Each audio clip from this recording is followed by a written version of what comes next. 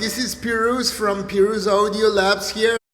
I'm very excited. We have our first VST called Talk Moonshine available for you guys to enjoy. Please try it and make amazing, crazy sounds with it.